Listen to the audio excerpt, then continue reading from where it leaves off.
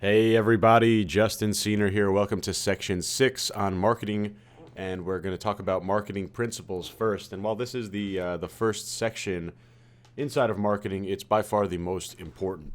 So let's just jump right into it. And we're going to be talking about a lot of different concepts in here. The most important one being interest group. But let's get some background in terms of what we're talking about. So, marketing 101, I don't care if it's online, brick and mortar, if you're selling physical products, t-shirts, digital products, services, whatever it is, you need to remember that you have to match your products to your customers. It always comes down to that simple concept, right? You have a cat t-shirt, you want to match it up to people who like cats. You have a nurse t-shirt, you want to match it up to nurses. You have a golf t-shirt, you want to match it up to people that like golf. That's just marketing 101. And again, that's going to happen in every business. So these concepts obviously they work very well for the t-shirt business. They're also great for marketing any product. So it goes back always. It's always going to go back to the idea of matching your product to the customer, and we want to get the best match.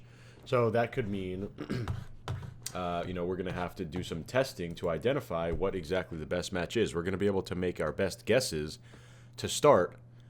But we want to identify lots and lots of different combinations of ways to target our products until we find those best matches. So this obviously works and it's easier to do when you have a niche focus, right? You just need to identify the buyers inside of a niche rather than identify 5, 6, 7 different niches, right? So that's why I always say, when you're going to start off, especially if you're, a beginner, you're going to want to have your store have one niche focus. So have a store about cats, have a store about nurses, have a store about sports moms, have a store about whatever you could think of. Whatever that niche is. Remember, play into passion. Find something that people are passionate about. But it's just going to make your job easier. Imagine if you had to identify 10 combinations of targeting for one niche, and you had 5 niches, and your job gets 5 times harder. So really, just remember. Have a niche focus and remember the simple idea of matching your product with the ideal customer. And that's why we use Facebook and Instagram and Pinterest and Twitter. It's because these social ad platforms, they make this super easy. They match your products, or you're able to match your products with targetable interests. They provide the targetable interests. And actually, in reality, we being the users of these social networks, we're the ones that create these targetable interests. We're the ones that are providing all that data. So these aren't estimations. These aren't guesses about people. These are actual customers, you and I and everyone else of the 1.5 billion people on Facebook, right? Every time they're liking a page and commenting and sharing, they're building these targetable interests that we're able to go in as marketers and now use for our Facebook ads targeting, for our Instagram targeting, et cetera, et cetera. So, social ad platforms, perfect match for products that that are involved in passion niches. And social ad networks are so big that there's going to be multiple ways for you to target, meaning multiple ways for you to figure out what that perfect product to customer match is. So what we need to do, and this is going to be, of paramount importance. Like I said, it's one of the first things we're talking about in terms of marketing. But this idea is going to pretty much be the basis of all of your marketing, all of your tests, not only just in terms of, testing, but when you actually start selling. This is going to dictate how many products you could sell. This is going to dictate how many products you could launch per week. This is going to dictate how deep you could scale a winning product. So, pay extra attention to this section. Rewatch it again if you have to. So, what we're talking about is finding interest groups within your niche. So, first of all, we need to organize the niche by finding interest groups. So, there are 3 levels of your niche, right? Your top level is going to be, and let's use nurse for example. Top level would be nurse. So just that's your overall niche. The bottom level would be the actual targetable interest that you could select inside of Facebook ads or Instagram or whatever ad platform we're using. The actual selectable targets that we would use to build our audience. But there's an in between, right? So let's say some of the targetable interest that we could select would be, for the nurse example, the American Nurses Association, or a big nursing store that sells uniforms or something like that, right? Those are things that we can target on Facebook. But before we do that, we need to identify the middle group here, and that's what I call interest groups. You might also consider them to be subcategories within a niche. So you have nurse on the top level, you have targetable interests on the bottom level. In between, you need to find interest groups, and interest groups are subcategories for the niche. That's where you're going to be able to start organizing your niche and placing those targetable interests inside of specific interest groups. So this is super, super, super important. We want to identify as many subcategories, as many interest groups as we can within a niche. So let's look at an example again on the nursing side of things, right? On the nursing side of things, some interest groups that we may have could be nurse associations, nurse stores, nurse schools, job titles, maybe celebrities involved in nursing, magazines or journals, maybe events or conventions, and the list goes on. And we went back a couple of videos ago talking about why it would be great to start with a niche that you have some passion about, or at least that you could speak the language in. It's going to make your job for finding these subcategories way easier. So, I'm certainly not a nurse. I don't know a lot about nurses, but I could identify that there'd be, nurse stores, nurse schools, job titles, nurse associations, nurse events, nurse conventions, potentially nurse celebrities, probably fan pages around nursing, like I love nursing, I love being a nurse. And I'm sure there would be more as well. And in fact, I know that there are more. I think there are close to 10 interest groups inside of the nursing niche.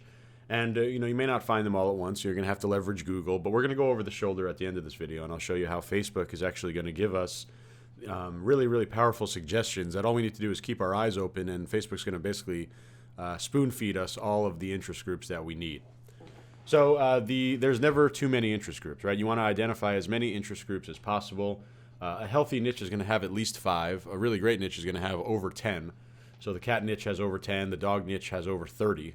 The dog niche is a really unique niche because you could you could be as broad as dogs, but then narrow down to breed. And then, in fact, some breeds are big enough where they'll have multiple interest groups themselves.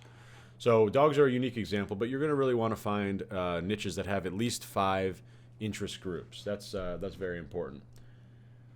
So remember, don't skimp on this research. You're going to go out and actually go and try to build these interest groups, and I'll show you a couple live examples.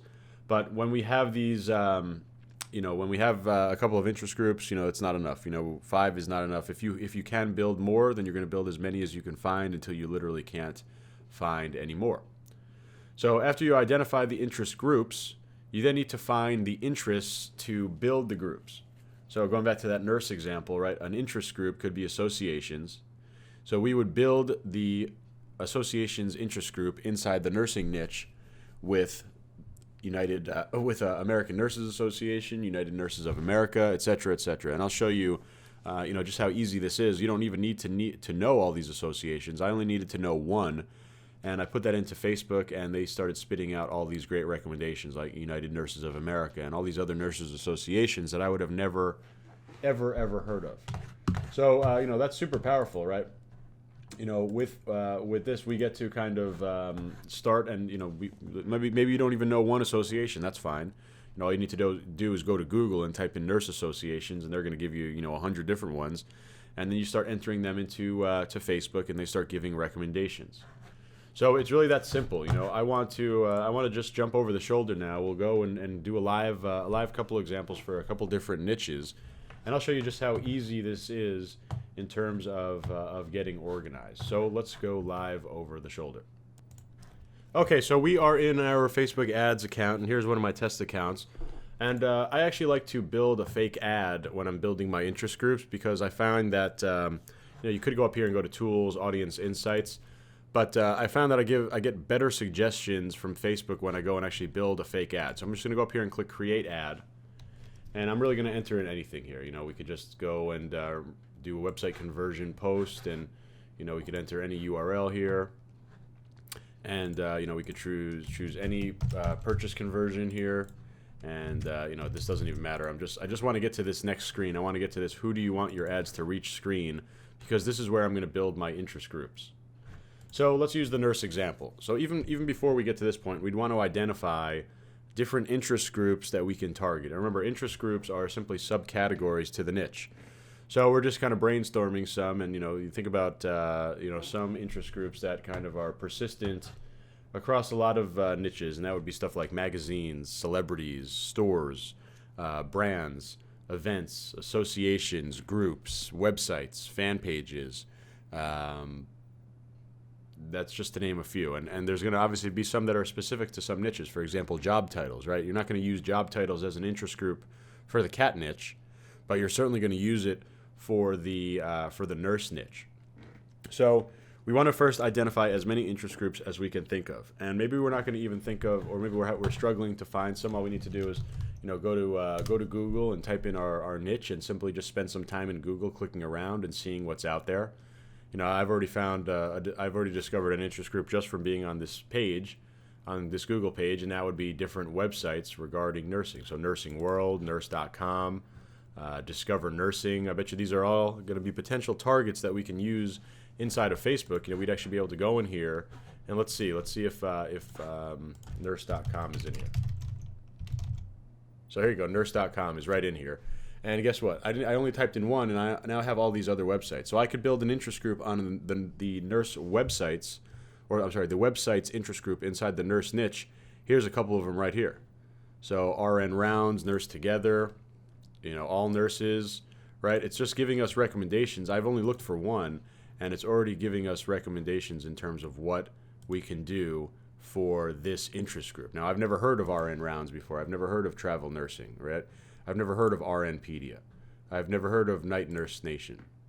But these are all relevant suggestions. They're all websites. And maybe I'm not so sure what Night Nurse Nation is. So I'm going to go here and type in Night Nurse Nation in Google and see what this is.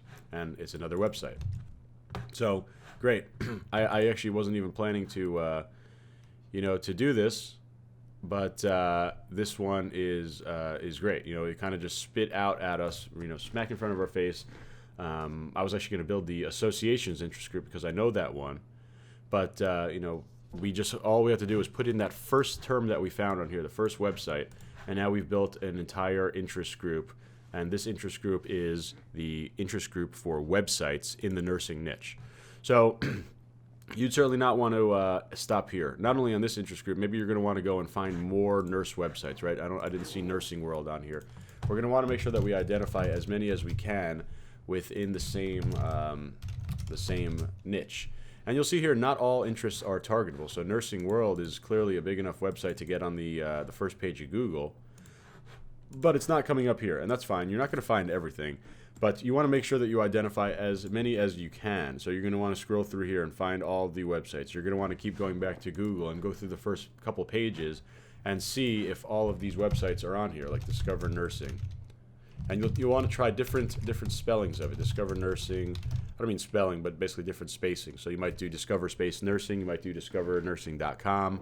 Sometimes even it might come up as Discover Nursing.com.